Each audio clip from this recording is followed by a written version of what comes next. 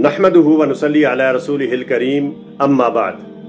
आज मैं जिस मौजू पर गुफ्तगू करूँगा वो मौजू है, आज हमारी ज़िंदगियों में बरकत क्यों नहीं है।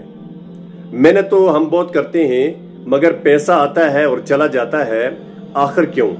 आज के दौर में तकरीबन हर घर की यही हालत है। तनख्वाहें भी हैं, दुकानें भी चल रही हैं, कारोबार भी हो रहे हैं, लेकिन सुकून और बरकत कहीं खो गई है। ये कमी रिज़्क की नहीं बल्कि बरकत की है। अल्लाह ताला कुरान में फरमाता है, अगर वो लोग ईमान लाते और तकवा इख्तियार करते तो हम उन पर आसमान और ज़मीन से बरकतों के दरवाजे खोल देते। लेकिन हमने तकवा छोड़ दिया, सच्चाई छोड़ दी और रब की इबादत में कुताही शुरू कर दी। झूठ बोलना, धोखा देना, हराम कमाना, सूद लेना, ज़कात न देना, ये सब काम हमारी बरकत को खा जाते हैं। हम दिन रात मेहनत करते हैं मगर पैसा आता है और फिर अचानक बीमारी, कर्ज, घरेलू झगड़े या फजूल खर्चियां उसे ले जाती हैं। जब रिज़्क पाक ना हो तो वो सुकून नहीं देता।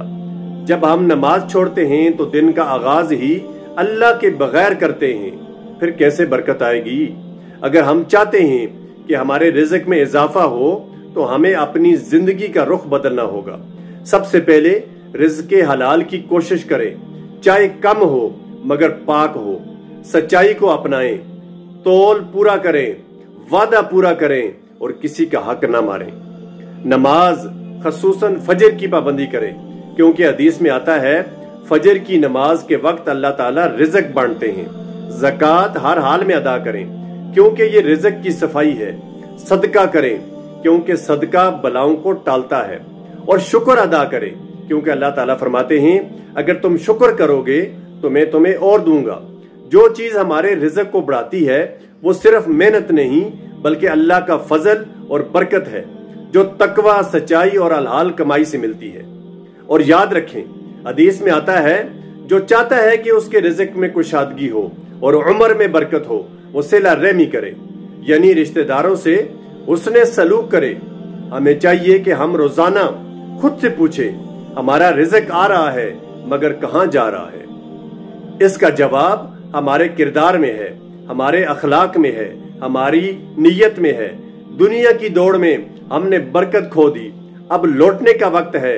रिज़्क कम हो मगर दिल मुतमिन हो, यही असल दौलत है।